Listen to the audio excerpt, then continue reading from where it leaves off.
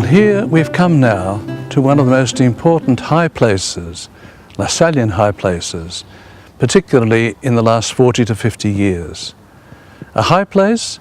Yes, a place where God has been worshipped, perhaps in various ways, perhaps Druids in the pre-Christian era, certainly a Christian church, certainly a place of retreat, at times managed by the Carthusians from the nearby monastery, certainly the place where Blessed Beatrice worked and is buried, and Sister Louise, someone who was to have an enormous effect on the life of John Baptist de La Salle. Parmenie, as the name suggests from the Latin, is a place with walls and fortifications.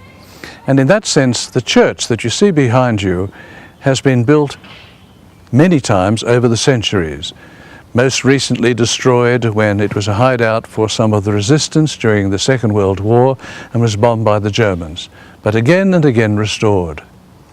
For us, it's the great story of John Baptist de La Salle, coming this time from Grenoble to fill in for his friend Yves de Lasallian, who was the chaplain here on this hillside and said Mass, and to, either because he had to or perhaps he made a pretext of having business somewhere else for 2 or 3 weeks, and he asked de La Salle to come here and replace him. This is just after de La Salle had had this dreadful treatment, being put over a gridiron, etc., to cure him of rheumatism. What we do know is that he came. We know also that when he came, or possibly while he was here, that a letter arrived from the principal brothers in Paris. And this letter called him back to take possession of the society. The difference in this letter was that they called in the name of the same vows as they'd all pronounced together on the 6th of June 1694. De La Salle was reluctant to go, but he consulted with Sir Louise, this illiterate shepherdess.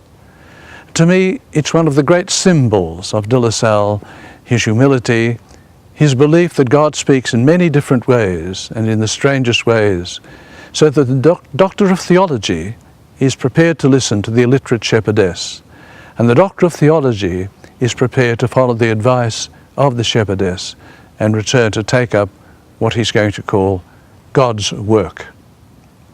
Parmenie, therefore, is a high place for us, and since it was rediscovered, we could almost say, by Brother Leo Burkhardt, of whom we'll speak on another occasion, it's become a place, first of all, of pilgrimage for brothers, and increasingly for pilgrimage of young people who come here for retreats and sessions of all kinds.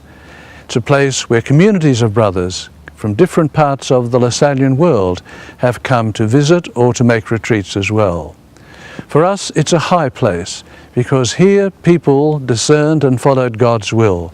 Here people took another step in a journey of many steps, the kind of thing about following a vocation that requires us always to be willing to take the next step to start anew. Parmenie for us is one of our very important high places.